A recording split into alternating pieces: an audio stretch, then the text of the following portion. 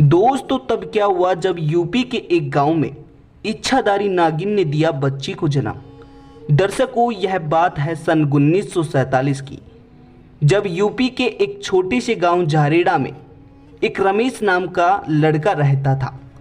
वह शुरू से ही अपने घर में अपनी घर की स्थिति बहुत गरीब थी और फिर समय बदलता गया और वह लड़का धीरे धीरे पूरे गांव का ही सरपंच बन गया। उसके बाद में दोस्तों एक दिन वह लड़का अपने किसी कार्य के लिए जंगल के रास्ते होकर जा रहा था। उसी टाइम उसे एक नाग और नागिन का जोड़ा सह मिलन करते हुए दिख गए।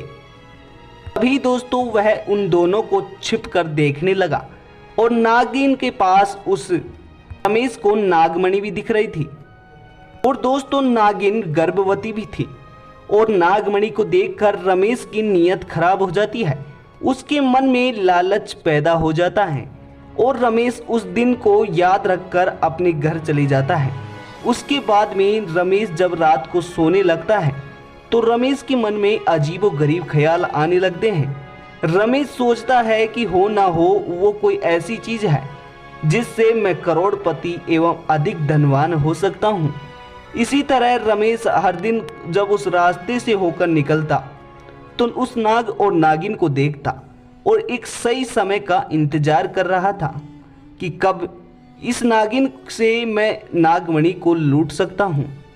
और तब ही रमेश के मन में एक विचार आया कि जिस दिन यह नागिन बच्ची को जन्म देगी उस दिन सही समय रहेगा और उसी दिन इन दोनों से मैं इस नागमणि को छीन लूँगा।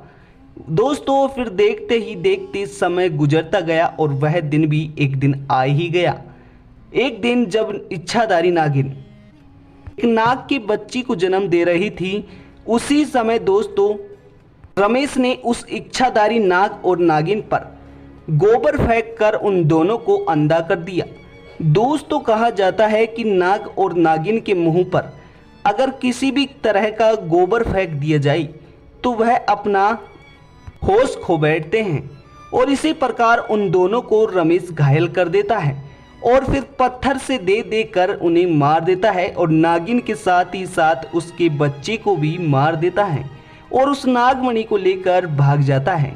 फिर दोस्तों देखते ही देखते वह नागिन इसी तरह भगवान शिव की कृपा से बच जाती है और वह नागिन वहां से भाग जाती है और नागिन उस रमेश के मौत को लेकर बदले की भावना में सूझने लगती है। देखते ही देखते रमेश उस नागमणि की वजह से अधिक धनवान होने लगा और गांव में उसी चर्चा होने लगे। और फिर दोस्तों देखते ही देखते रमेश की शादी उसी के गांव की एक सुंदर लड़की से हो जाती है और फिर वह नागिन अपने बदले को लेकर एक दिन एक ड्राइवर के रूप में रमेश के घर जाती है और रमेश से बोलती है कि सर मुझे काम पे रख लीजिए और रमेश उसे रख लेता है। फिर एक दिन रमेश और रमेश की पत्नी घूमने के लिए बाहर जा रहे थे, तब ही वह नागिन ड्राइविंग के कार्य से जा रही थी। वह नागिन उन दोनों की गाड़ी को एक सुनसान सी जगह पर लेकर चली जाती है और वहां पर जाकर गाड़ी को रोककर रमेश से बोलती है कि मुझे पहचाने। रमेश बोला कि नहीं, मैं तुम्हें नहीं पहचाना। और तभी नागिन अपना सही रूप बदल लेती है और नागिन बोलती है कि आज मेरा बदला लेने का सही समय आ गया है। और तभी रमेश की पत्नी को नागिन एक खाई में धक्का दे देती है और रमेश रोने लगता है। रमेश के पसीना छूटने लगता है और रमेश से बोलती है कि आज मैं तेरी और तेरी पत्नी की दोनों की ही जान ले लूंगी और मेरा बदला पूरा कर लूंगी। और तभी रमेश रोने लगता है और उस नागिन के सामने गिड़गिड़ाने लगता है। रमेश बोलता है कि भले ही तुम मेरी जान ले लो लेकिन मेरे बच्चे और मेरी पत्नी को बख्श दो। और फिर रमेश के प्रति उसकी पत्नी के लिए प्यार देखकर वह नागिन रमेश को और उसकी पत्नी को छोड़ देती है और अपनी गलती का खुद प्रायश्चित करने के लिए छोड़ देती है। और यह सोचकर रमेश अपनी गलती का प्रायश्चित करते हुए उस नागमणि को उस नागिन को ही दे देता है और अपनी गलती की माफ़ी मांग लेता है।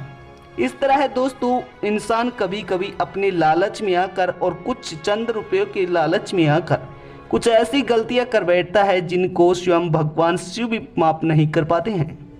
इसी तरह दर्शकों, यह घटना आपको पसंद आई हो तो चैनल को सब्सक्राइब और वीडियो को शेयर अवश्य करें। भगवान शिव के परम भक्त हो तो कमेंट में हर हर महादेव अवश्य लिखें।